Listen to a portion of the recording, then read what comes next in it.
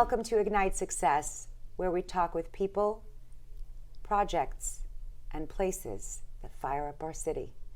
I'm your host, Suzie Becker, and I'm here with Tammy McGuire of the Foster Closet. Hi, Tammy. Good morning.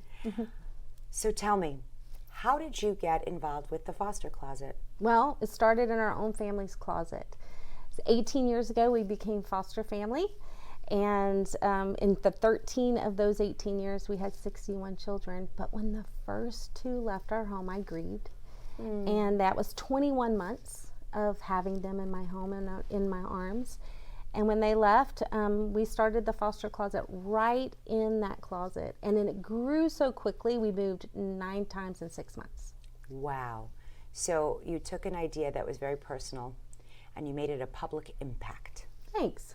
I hope so. I think that if you see a need and you don't act on that need, then you're missing out on the blessing. But more importantly, you're missing out on a resource that is free to those who need. Oh, yeah. And the greatest resource that we have, the greatest asset we have are our people and our compassion, I think.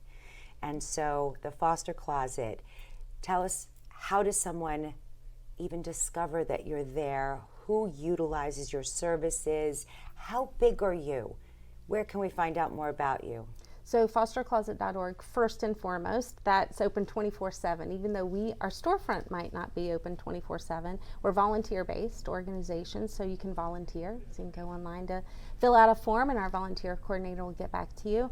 But for the foster kinship and non-relative placements, I speak to all the classes. And so all the agencies from DCF all the way down to our CBC, which is Family Support Services, Jewish Family, Daniel, NIAP, they all come to us from the time they're born into foster care potentially or age out at the age of 18, they all come and shop for free. So tell me a little bit about that shopping experience, because I think to me that's the highlight of your program. Thanks. So if they're coming in to shop, let's say they're a teen or tween or an odd size little girl or little boy that need to fit what they need, then we have volunteers that help them personal shop, we call it. And then the caregivers just sit back and let the kids shop. And they try on, they come out and model and show us. And then they get all their outfits put into these beautiful crisp white shopping bags and their toys into big, huge bins and boxes. Oh my gosh, it's the dignity, it's the self-esteem and the confidence building. It's not just the clothing in the closet. You're creating an experience of home and love to fit back into the place in their heart that maybe something is lacking. Yeah, and connecting. So I always tell everybody, if you've had a bad day, we'll put you in the back and you can sort, because kids want to see that connection. Yeah. And the portal to the soul is your eyes. So making those connections with kids and letting them see, because they can read you if you're not really meaning it, and that way they know they're worthy. They know they're worthy. Oh yeah, oh yeah. So you said that you yourself were a foster parent, and clearly that opened your heart and your eyes to a lot of the things that we as a community can contribute. Yeah. So do you accept donations? How do we, steer people to you and be able to tell them what they need to know? Fostercloset.org, we have an updated page that has all the urgent items that we need on there. We post it every week. I just did it last night. Like size-wise, because sometimes... Age, gender, size, yeah, and it's in red. And it tells you at the beginning of the information how to donate. You can call and make an appointment for a scheduled drop-off or email us for a scheduled drop-off.